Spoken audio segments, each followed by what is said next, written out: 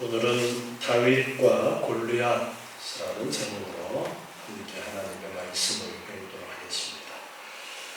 다윗과 골리앗에 대한 이야기는 믿지 않는 사람들도 많이 알고 있는 그러한 아주 드라마틱한 그러한 사건입니다.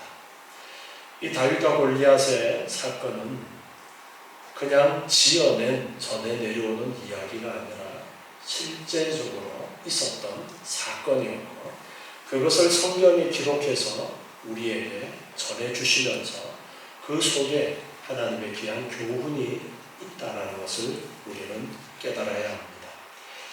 이스라엘 백성들이 왕을 요구해서 사울을 왕으로 세워주셨습니다. 그러나 그 사울은 하나님의 말씀에 순종하기보다는 사람들, 백성들의 말을 듣기를 즐겨하는 그런 왕이 되고 말았습니다. 그래서 하나님의 말씀에 불순종함으로써 하나님으로부터 버림을 받게 되어지고, 그 일 때문에 사무엘은 너무나 가슴 아파하면서 눈물 흘리며 기도하면서 나날을 보내게 되었습니다. 그때에 여호와 하나님께서 사무엘에게 말씀을 하십니다. 사무엘상 16장 1절에 보니까 하나님께서 사무엘에게 말씀하시는데, 내가 이미 사울을 버려서 이스라엘 왕이 되지 못하게 했는데 내가 그를 위하여 언제까지 슬퍼하겠느냐? 너는 기름을 뿔에 채워 가지고 가라. 누군가에게 기름을 부어서 하나님의 일꾼을 세우는 그 기름, 왕이나 선지자나 제사장을 기름 부어 세울 때 사용하는 그 기름을 뿔에 채워서 가지고 가라고 말씀하십니다. 베들레헴 사람 이새라는 사람에게로 가라. 내가 그 아들 중에서 미리 내가 선택해놓은 한 사람을 왕으로 세우려고 한다 라고 그렇게 말씀하면서 베들레헴 이새의 집으로 기름을 준비해서 가라 라고 하나님께서 사무엘에게 말씀하십니다. 너는 이새를 제사에 청하라. 그러면은 내가 너가 어떻게 행해야 될 일을 알려주겠다라고 그렇게 말씀하십니다. 그래서 사무엘은 이제 베들레헴 이새의 집을 찾아가게 됩니다. 그래서 제사를 청하고 함께 자리에 앉았습니다. 그리고 기름을 부으려고 생각을 합니다. 그 아들들 중에서 기름을 붓도록 하나님이 선택하셨다 해서 첫째 아들을 부었습니다. 첫째 아들의 이름이 엘리압이었는데 사무엘이 이 이새의 아들 첫째 장자 엘리압을 보고서 이렇게 생각합니다. 여호와의 기름 부으실 자가 과연 이 앞에 있구나. 사무엘이 보았을 때 이 장자 엘리압이 너무도 마음에 드는 그런 외모를 가지고 있었던 것입니다. 그때에 여호와께서 사무엘에게 말씀하십니다. 그 용모와 신장을 보지 말아라. 사울도 외모가 아주 뛰어난 그런 사람이었죠. 하나님께서 사무엘에게 장자 엘리압을 보고서 마음에 들어했던 사무엘에게 말씀하시기를 그 용모와 신장을 보지 마라, 외모를 보지 말라 말씀하십니다. 내가 이미 그를 버렸다.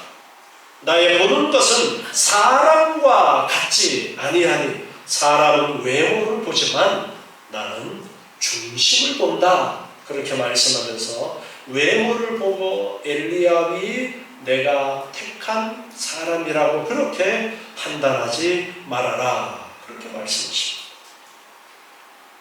엘리압이 하나님 앞에 태자를 맞았습니다. 둘째도 하나님은 아니라고 하십니다. 셋째도 아니라고 하시고 넷째도 아니라고 하시고 다섯째도 아니라고 하시고 여섯째도 아니라고 하시고 일곱째도 하나님은 NO! 아니야. 그렇게 말씀하십니다. 사무엘이 이새에게 말합니다. 내 아들이 여기에 있는 7명이 다냐? 그렇게 물었습니다. 하나님이 아니라고 하시니까 7명 다 아니라고 하시니까 그럼 어떻게 해야 되나 해서 물었더니 이새가 대답합니다. 말째가 남았습니다. 막내가 남았는데 그가 지금 양을 지키고 있습니다. 그렇게 사무엘에게 말합니다. 그래서 사무엘은 빨리 가서 그 막내를 데리고 오라. 그가 여기 오기까지 식사 자리에 앉지 않겠다. 그렇게 말하면서 빨리 막내를 데리고 오라고 말합니다. 그래서 사람을 보내서 이제 막내를 데리고 왔습니다. 막내가 왔는데 그 모습을 보니까 16장 12절에서 그의 빛이 붉고 눈이 빼어나고 얼굴이 아름답더라. 이렇게 기록하고 있어요. 눈이 붉고 빛이 붉고 눈이 빼어나고 얼굴이 아름답다. 이 빛이 붉다라는 이 표현은 어리다, 순진하다라는 그러한 의미를 표현하고 있습니다. 얼굴 색깔이 붉다라는 그런 의미도 되어지지만 그 속에 담겨져 있는 의미는, 그러니까 일반적으로 어떤 경우에 이런 표현을 쓰느냐 하니까 어리고 순진하다라는 것을 나타내는, 얼굴 보니까 아직 어리네, 그런 의미를 나타낼 때 이런 표현을 쓰는 거예요. 눈이 빼어나다라는 것은 눈에는 총기가 있다라는 것이고, 얼굴이 아름답다, 보기에 아름답다라는 이 표현은 겉모습이 아름답다라는 그러한 말도 되어지지만 그 속내가 아름답다라는 그런 의미로 해석이 되어질 수도 있는 것이고, 그리고 얼굴이 아름답다라는 말은 바꾸어서 말하면 남자한테 예쁘다라는 말이 어떤 의미로 많이 쓰여요? 힘이 없이 아직 어리네라는 그런 의미가 담겨져 있는 그런 표현이라고 볼 수도 있습니다. 아직까지 말재를 보니까 어리다라는 거예요. 어린 티가 나고, 그런데 눈에는 총기가 있는 그런 상태였습니다. 그런데 그 막내가 왔는데 여호와 하나님께서 말씀하십니다. 이 사람이 바로 내가 선택해서 왕이 되도록 할 사람이니까 기름을 부으라. 사무엘이 기름불을 취해서 이제 그 막내에게 기름을 붓습니다. 이 막내 아들의 이름이 다윗입니다. 16장 13절 하반절에 보면 기름을 부은 이후로 다윗이 여호와의 신에게 크게 감동되었다, 그렇게 말씀하십니다. 성령이 그와 함께 하셨다라는 것입니다. 하나님의 말씀대로 기름을 부었더니 다윗에게 성령이 함께 하셨다. 사울도 기름을 부었을 때에 하나님의 신이 함께 하셨던 일이 있었죠. 그런데 다윗에게 기름을 부었더니 하나님의 신이 함께 하셨다, 크게 감동하셨다, 그렇게 말씀하십니다. 그래서 이 뒤에 보면은 이제 하나님이 사울에게서 떠나셨어요. 하나님의 신이 그에게 떠나니까 악한 악신이 사울을 괴롭히게 되는데, 그때에 누군가가 하나님의 신에 감동된 사람이 수금을 연주하면 사울이 평안함을 얻을 것 같아서 사람을 수소문해 보니까 다윗이 하나님의 신에 감동되어서 수금도 잘 탄다라는 이야기를 듣고서 다윗을 불러다가 사울 왕 앞에 악한 신이 역사할 때 수금을 타도록 했습니다. 다윗이 수금을 타면 사울이 마음이 평안해지고 그런 일들이 있게 되어졌습니다. 이렇게 하나님께서 이제 다윗을 택하여 왕 삼으시려고 기름 부음에 이 일이 있은 후에 블레셋이 이스라엘을 공격해 왔습니다.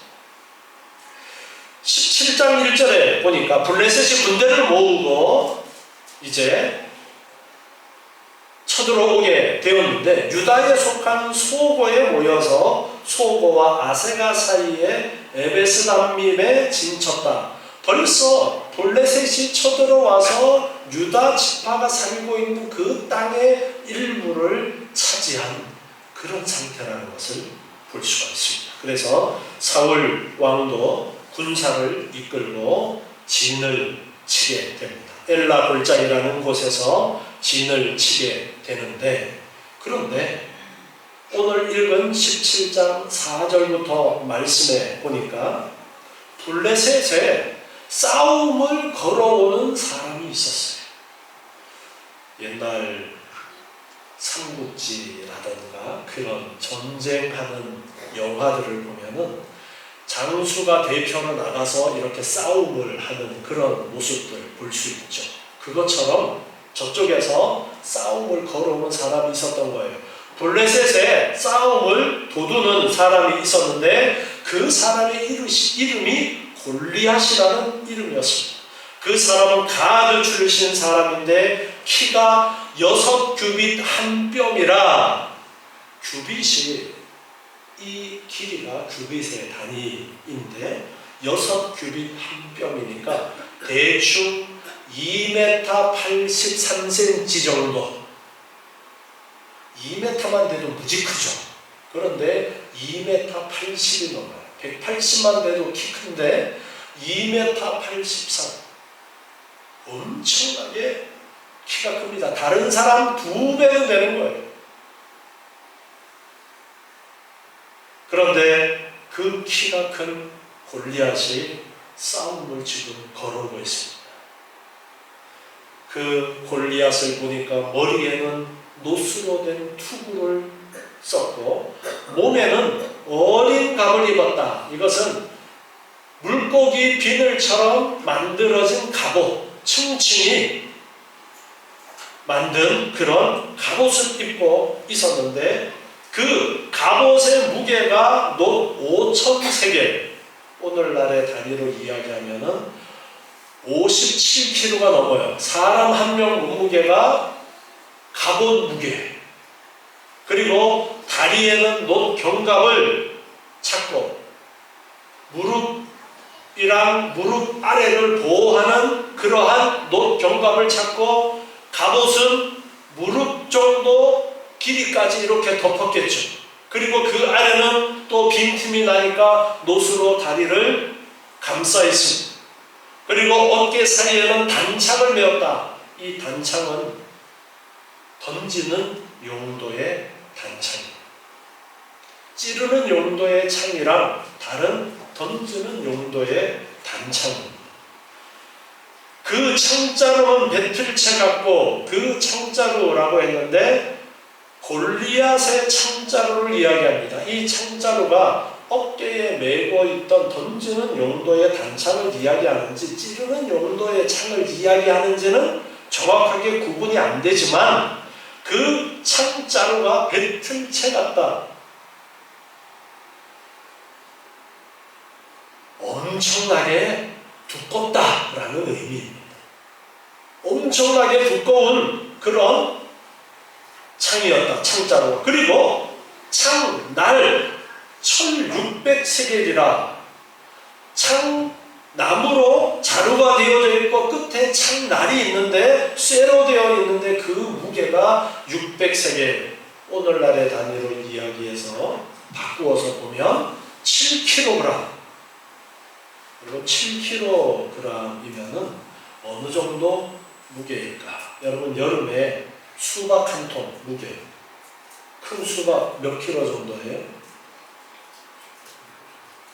네, 한 5kg, 6kg 뭐 그렇게 마트에 가면 적어놨잖아요. 그러니까 큰 수박 무게 하나 정도를 앞에 쇳덩어리로 창에 달아놓았어요.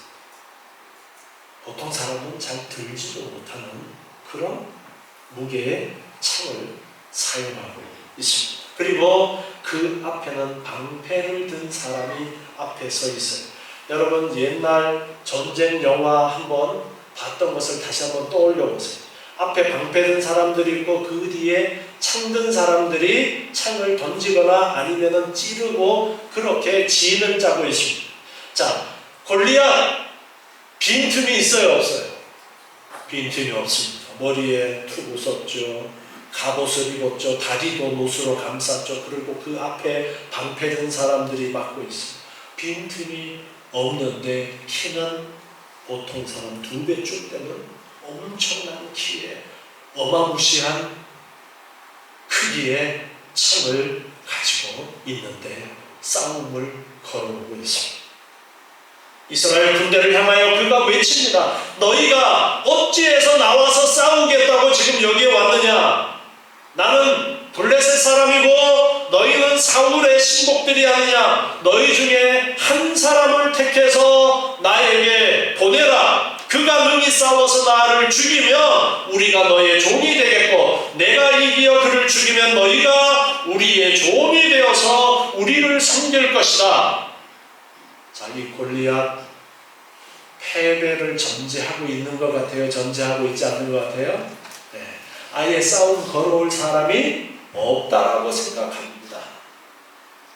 보세요. 누가 감히 그 사람과 1대1로 싸워서 이길 수가 있겠어요? 그냥 한번 휘두르면 저기 나가 떨어질 것 같아요. 우리나라 사람들이 이 성경을 보면은 그렇게 키 큰 사람이 있겠어 그렇게 생각을 하는데요. 중동 지방 쪽으로 이렇게 여행하는 그런 영상들을 보면은 아주 키가 큰 그런 사람들을 가끔씩 보게 됩니다. 그 사람들은 키도 크고 손도 우리나라 사람 손보다 한 이만큼은 더 크더라고요. 실질적으로 영상을 봤는데 키도 진짜 한 50cm는 더 큰 것 같아요. 돌을 그냥 아주 가볍게 들어서 돌담을 이렇게 쌓고 있는데 그 영상 찍는 사람이 가서 한번 들어본다고 들었다가 감당이 안 되는 그런 무게를 그냥 우리나라 벽돌 쌓기 하듯이 그냥 들고서 하는 그런 모습을 보았습니다. 가나안 땅에 출애굽해서 여호수아가 지도자가 되어서 차지한 뒤에 아낙 사람들에 대한 언급이 나옵니다. 그런데 그 아낙의 후손이 지금 이 골리앗이 아닐까 그렇게 보여지는데요. 키가 무지하게 큰 그런 덩치를 가지고 있는 사람이 싸움을 걸어옵니다. 계속해서 골리앗이 말합니다. 내가 오늘날 이스라엘의 군대를 모욕했으니까 사람을 보내어서 나로 더불어 싸우게 하라. 그 골리앗의 모습을 보면서 사울 왕과 온 이스라엘이 놀라 크게 두려워합니다. 이스라엘 군사들의 사기는 바닥에 떨어졌고 그 누구도 내가 나가서 싸우겠다라고 하는 사람이 없고 사울 왕도 감히 누가 나가서 싸우라고 등 떠밀지 못하는 그런 상황입니다.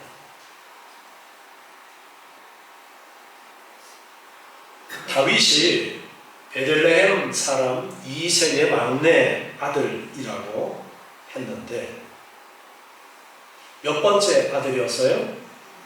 예, 8번째 아들이었는데 지금 전쟁이 나서 이새의 아들들 3명이 전쟁터에 나가 있어요. 엘리압, 아비나답, 삼마 이렇게 세 아들이 전쟁터에 나가 있습니다. 그래서 다윗이 양을 치고 있는데 그때에 아버지가 다윗에게 전쟁터에 가서 형들이 어떻게 있는지 소식을 좀 알아보라고 그렇게 보내게 됩니다. 그런데 이때 벌써 골리앗이 나와서 누구든지 나와서 나랑 싸우자라고 이야기한 게 40일이나 지난 상황이었어요. 서로 대치 상태에 있습니다. 블레셋도 함부로 공격을 못해보고 이스라엘도 공격을 개시를 못하는 서로 지금 눈치를 보고 있는 가운데 골리앗이 계속해서 싸움을 걸어온 게 40일이 지났습니다. 다윗이 아버지의 심부름을 가게 되어집니다. 17장 17절에 보니까 형들을 위해서 볶은 곡식 한 에바와 떡 10덩이를 가지고 지인으로 속히 가서 형들에게 주고 치즈 10덩이를 천부장에게 주고 내 형들의 안부를 살피고 증표를 가지고 오너라. 그렇게 다윗을 이제 심부름을 보냅니다. 다윗은 아버지의 명을 따라서 형들을 만나려고 왔어요. 그런데 와서 보니까 골리앗이 싸움을 거는 그 모습을 그가 보게 됩니다. 매일같이 나와서 싸움을 걸어오는 그 골리앗이 하는 이야기를 다윗이 들었습니다. 이스라엘 사람들은 모두 그 앞에서 두려워서 떨고 도망하는 그런 상황을 보게 됩니다.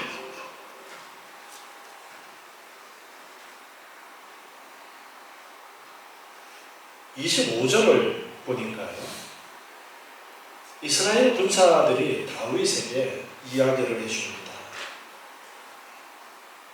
너희가 이 올라온 사람을 보았느냐? 참으로 이스라엘을 모욕하러 왔도다. 그를 죽이는 사람은 왕이 많은 재물로 부하게 하고 그 딸을 그에게 주고 그 아비의 집은 이스라엘 중에서 자유하게 하시리라. 계속해서 골리앗이 싸움을 걸어오는데 누구 하나 나서지를 않으니까 사울이 이런 제안을 했었나 봐요. 그래서 군사들 사이에서 이런 이야기들이 오갑니다. 그런데 이렇게 좋은 대접을 해준다고 해도 누구 하나 용기 있게 나서는 사람이 없습니다. 골리앗의 모습 앞에 기가 죽었습니다. 26절에 보니까 다윗이 곁에 서는 사람들한테 말합니다. 이 블레셋 사람을 죽여 이스라엘의 치욕을 제하는 사람에게는 어떠한 대우를 하겠느냐? 이 할례 없는 블레셋 사람이 누구가 한데 사실은 하나님의 군대를 모욕하겠느냐? 다윗은 골리앗의 그 이야기를 듣고서 거룩한 분노가 일어났습니다. 하나님을 모욕하는 그를 향해서 거룩한 분노가 일어납니다. 하나님의 군대를 모욕하는 저 사람, 그렇게 분노하게 되었습니다. 다윗이 이렇게 말하는 것을 듣고 다윗을 사울 왕에게로 소개를 합니다. 그랬더니 사울이 다윗을 부릅니다. 32절에 보니까 다윗이 사울 왕에게 말합니다. 골리앗을 인해서 사람이 낙담하지 말 것이라. 주의 종이 가서 저 블레셋 사람과 싸우겠습니다. 그랬더니 사울이 다윗에게 말합니다. 내가 가서 저 블레셋 사람과 싸우기에 능치 못하리니 너는 소년이요 그는 어려서부터 용사임이니라. 너는 아직 어리고 저 골리앗은 어릴 때부터 용사로 훈련받은 그런 장수기 때문에 너는 지금 어려서 안 된다. 현실을 보면서 다윗과 골리앗을 번갈아 봤겠죠. 넌 어려서 안 돼. 그런데 다윗이 사울에게 말합니다. 주의 종이 아비의 양을 칠 때에 사자나 곰이 와서 양떼 새끼를 잡아가면 내가 따라가서 그 사자나 곰을 죽이고 그 입에서 새끼를 건져내었습니다. 그 사자나 곰이 일어나서 나를 해치려고 하면 내가 수염을 잡고 그것을 쳐 죽였습니다. 주의 종이 사자와 곰도 쳐 죽였는데 사실은 하나님의 군대를 모욕한 이 할례 없는 블레셋 사람 정도야 죽이지 못하겠습니다. 그가 짐승의 하나와 같이 될 것입니다. 다윗은 양을 칠 때에 사자나 곰을 물리쳤던 이야기를 하면서 내가 얼마든지 저 블레셋 사람 골리앗을 무찌를 수 있다라고 그렇게 자신만만하게 말합니다. 계속해서 다윗이 말합니다. 여호와께서 나를 사자의 발톱과 곰의 발톱에서 건져내셨은즉 나를 이 블레셋 사람의 손에서도 건져내실 것이다. 다윗은 확신하고 있습니다. 여호와 하나님께서 나를 사자와 곰에게서 지켜주셨던 것처럼 저 블레셋 사람의 손에서도 지켜주실 것이다 라는 확신을 말합니다. 그랬더니 사울이 다윗에게 그럼 가라. 여호와께서 너와 함께 하시기를 원한다 라고 말하면서 다윗을 보냅니다. 사울이 자기의 갑옷을 주고 그리고 칼을 채워줍니다. 그런데 사울은 키가 보통 사람들보다 얼마큼 컸어요? 어깨 위는 더 있다 했어. 다윗은 지금 아직 어려요. 입어보니까 칼도 질질 끌리고 갑옷도 커서 영 불편하고 안 되겠어. 그래서 다윗은 그 무장하는 투구나 갑옷, 칼을 내려놓고 40절에 보니까 손에는 막대기를 가지고 시내에서 매끄러운 돌 5개를 골랐습니다. 그리고 자기가 늘 양을 칠 때에 가지고 다녔던 그 주머니에 돌멩이 5개를 넣고 손에는 물매를 가지고 블레셋 사람에게 나아갑니다. 우리나라는 이 물매 던지는 게 거의 없는데 이 이스라엘 지방에서는 무기로도 사용을 합니다. 이 물매를 양을 지키면서 동물들이 오면은 동물들에게 던져서 위협을 가해서 도망가도록 하는 그런 용도로도 쓰지만 예전에 전쟁터에서도 무기로 사용을 하기도 한 것이 이 지방의 물맷돌입니다. 그러니까 아이들도 쉽게 물맷돌을 가지고 짐승에게 던져서 이제 쫓아내고 하는 그런 용도로 사용되었기 때문에 다윗도 이 물매 던지는 거에는 익숙해서 그래서 물맷돌을 가지고 지금 가고 있습니다. 다윗에게는 계획이 있었을까요? 다윗에게는 다 계획이 있었을까요? 아니요. 다윗은 늘 자기가 양을 칠 때에 가지고 있던 막대기, 양을 칠 때에 가지고 있던 물맷돌을 가지고 하나님이 어디서 지켜주셨던 것처럼 사자와 곰에게서 지켜주셨던 것처럼 내가 비록 막대기와 물맷돌만 들고 있어도 하나님이 나와 함께 하시니까 나를 지켜주실 것이라는 그 믿음, 그 확신을 가지고 지금 하나님을 모욕하는 블레셋 사람 골리앗을 향해서 그는 나아가고 있는 것이지 내가 이 물맷돌을 가지고 어디를 맞춰야지 어떻게 해서 이겨야지 그런 계획을 가지고 있는 것이 아닙니다. 믿음을 가지고 지금 골리앗을 향해서 나아가고 있습니다.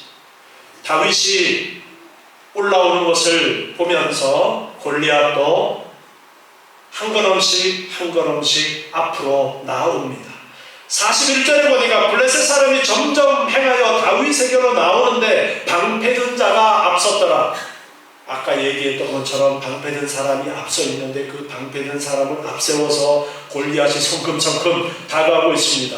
빈틈이 있어요? 없어요? 빈틈이 없습니다. 골리앗이 다윗을 보고 업신여기며 말합니다. 42절에 보니까 젊고 붉고 용모가 아름다움이라.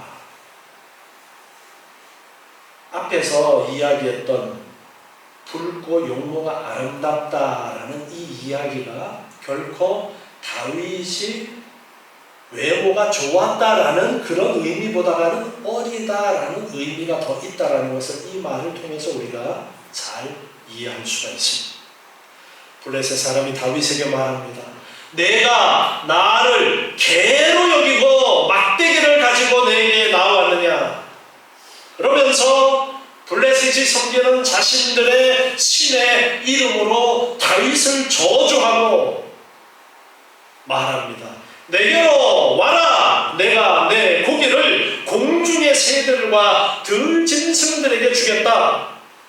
그랬더니 다윗이 골리앗에게 말합니다. 45절에 보니까 너는 칼과 창과 단창으로 내게 오거니와 나는 만군의 여호와의 이름 곧 내가 모욕하는 이스라엘 군대의 하나님의 이름으로 내게 가노라. 나는 내가 모욕하는 하나님의 이름으로 간다. 오늘 여호와께서 너를 내 손에 붙이시리니 내가 너를 쳐서 내 머리를 베고 블레셋 군대의 시체로 오늘날 공중의 새와 땅의 들짐승에게 주어서 온 땅으로 이스라엘의 하나님이 계신 줄을 알게 하겠다. 여호와의 구원하심이 칼과 창에 있지 아니함을 이 무리로 알게 하겠다. 전쟁은 여호와께 속한 것인즉 그가 너희를 우리 손에 붙이시리라. 다윗은 하나님이 전쟁의 주인 되신다는 것을 확신하고서 골리앗에게 외칩니다.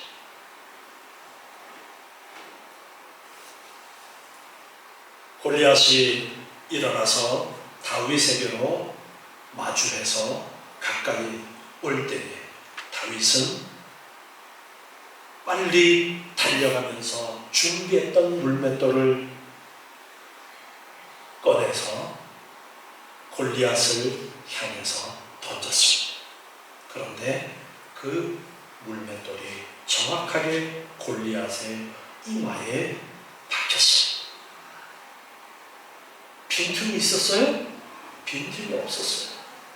투구 쓰고 있어서 노출된 부분이 이마, 요 얼굴밖에 없어.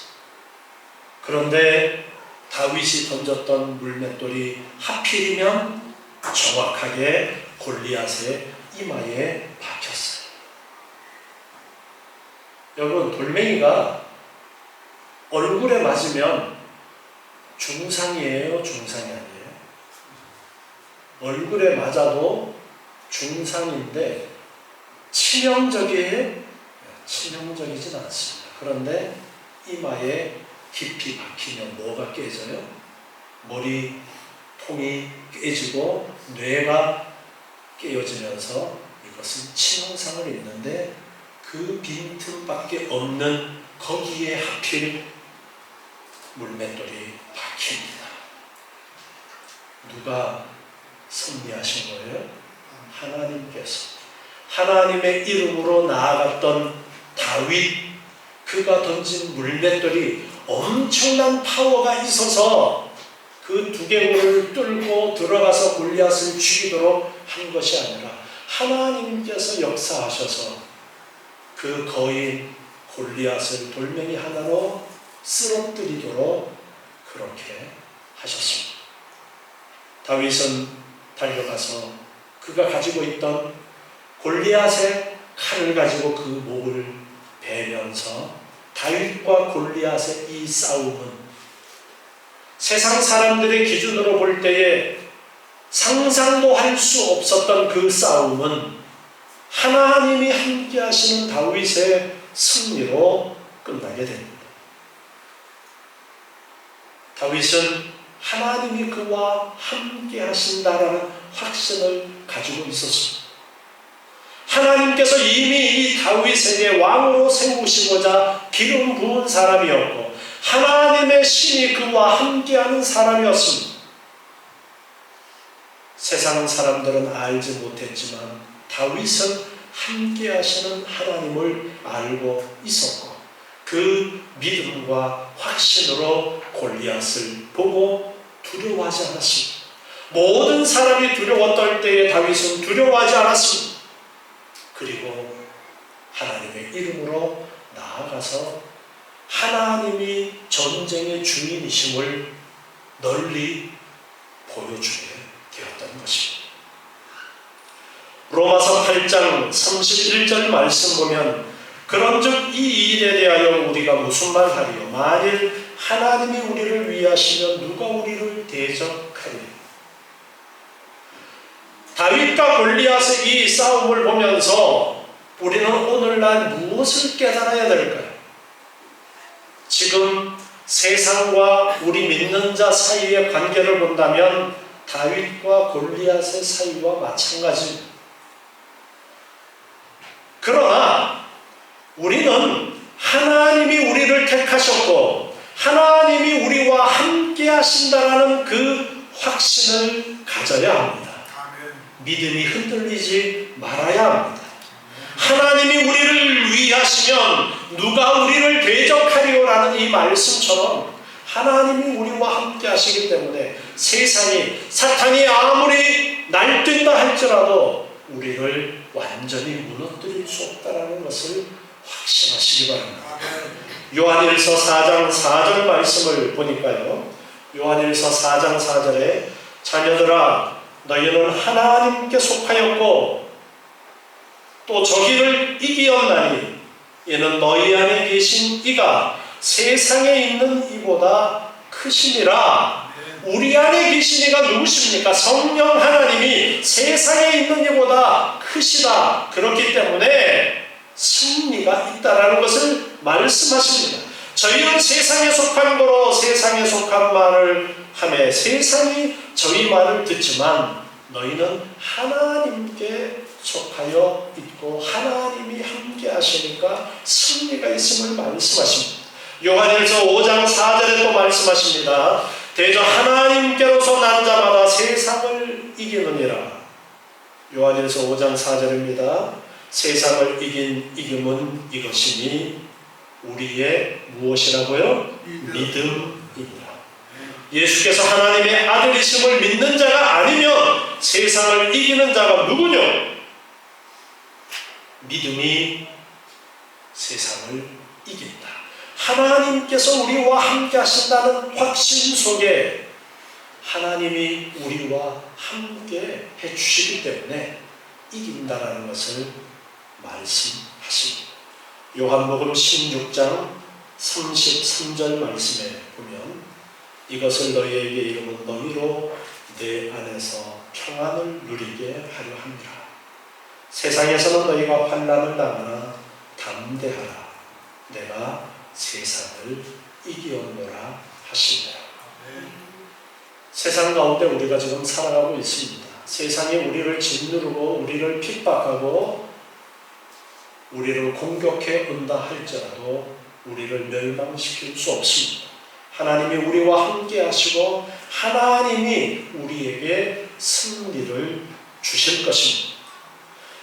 우리는 하나님과 함께하는 사람들입니다. 우리에게 멸망은 없습니다. 우리에게 영원한 생명이 있고 영원한 승리가 있습니다. 그 믿음을 우리는 놓치지 말아야 됩니다. 오늘 다윗과 골리앗의 이 싸움을 통해서 우리에게 가르쳐 주십니다. 너희도 똑같이 골리앗을 만나거든 돌멩이 준비해가지고 가서 싸워라. 그럼 이길 것이다. 그것을 말씀하시는 것이 아니라 하나님 편에 있는 사람, 하나님이 함께하는 사람, 하나님이 그를 붙드시고 하나님이 영원토록 함께 하시는 그 참된 승리를 가르쳐 주십니다. 우리가 하나님을 의지하는 것이 싸움의 승리를 위해서 하나님을 의지하는 것이 아니에요. 하나님의 백성, 하나님의 자녀로서 하나님만을 의지하는 가운데 하나님께서 승리를 우리에게 안겨주시는 것입니다. 여러분, 하나님께서 먼저 우리를 택하시고 우리를 불러주셨습니다. 예수 그리스도를 믿게 하셨습니다. 지금 우리의 믿음은 하나님의 선물이고 하나님이 나를 붙드시고 하나님께서 영원토록 우리의 믿음을 계속 가지고 있도록 인도해 주신 것입니다. 우리와 함께 하시는 하나님은 세상을 만드신 창조주이시고 지금도 이 세상을 주장하시는 주인 되시는 하나님이 우리와 함께 하심을 믿으시기 바랍니다. 그 누구도 다윗처럼 생각하지 못했습니다. 그러나 다윗은 하나님이 함께 하심을 확신했습니다. 여러분도 이 성경 말씀을 통해서 이제 오늘날 우리에게 가르쳐 주십니다. 확신이 흔들리지 말아라. 하나님이 영원히 우리와 함께 하심을 알고 두려워하지 마시고 골리앗과 같은 세상을 만나도 골리앗과 같은 환난과 핍박이 있어도 두려워하지 마시고 하나님이 나와 함께 하심을 알고 기뻐하고 감사하시는 여러분의 삶이 되시기 바랍니다. 기도하시겠습니다. 하나님 감사합니다. 저희를 사랑하시는 아버지 하나님, 택하여 하나님의 자녀 삼아주심을 감사합니다. 늘 우리와 영원토록 함께 하심을 믿습니다. 우리의 살아가는 삶 속에 때로는 고통과 우리를 향한 환난과 핍박이 있을지라도 그때에도 하나님이 우리와 함께 하심을 믿습니다. 하나님께서 합력해서 선을 이루도록 우리를 이끄심을 믿습니다. 우리에게는 승리가 보장되었음을 믿습니다. 이 믿음이 흔들리지 않도록 도와주시옵소서. 늘 우리와 함께 하시는 하나님을 알고 평강 가운데 날마다 기뻐하고 감사하는 우리의 삶이 되게 도와주시옵소서. 예수님의 이름으로 기도드리옵나이다. 아멘.